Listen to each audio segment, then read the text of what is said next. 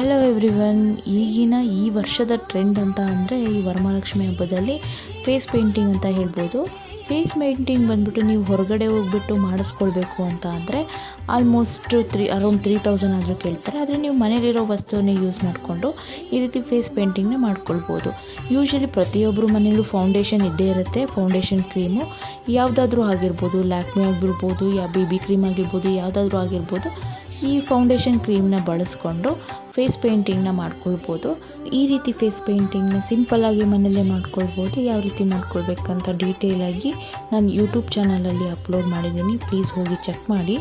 ನೀವು ಮನೆಯಲ್ಲೇ ಇರುವಂಥ ವಸ್ತುಗಳನ್ನ ಬಳಸ್ಕೊಂಡು ಸಿಂಪಲ್ಲಾಗೇ ಮಾಡ್ಕೊಳ್ಬೋದು. ಸಿಂಪಲ್ಲಾಗಿ ಮಾಡಿಕೊಂಡ್ರು ಗ್ರ್ಯಾಂಡ್ ಲುಕ್ಕೇ ಕೊಡುತ್ತೆ. ನೀವು ಏನೇನೆಲ್ಲ ಯೂಸ್ ಮಾಡ್ಬೋದು ಅಂತ ಒಂದು ಐಡಿಯಾ ಸಿಗುತ್ತೆ. ಯೂಟ್ಯೂಬಲ್ಲಿ ವೀಡಿಯೋನ ಚೆಕ್ ಮಾಡಿ. ವಿಡಿಯೋ ಇಷ್ಟ ಆದಲ್ಲಿ ಸಬ್ಸ್ಕ್ರೈಬ್ ಮಾಡ್ಕೊಳ್ಳಿ.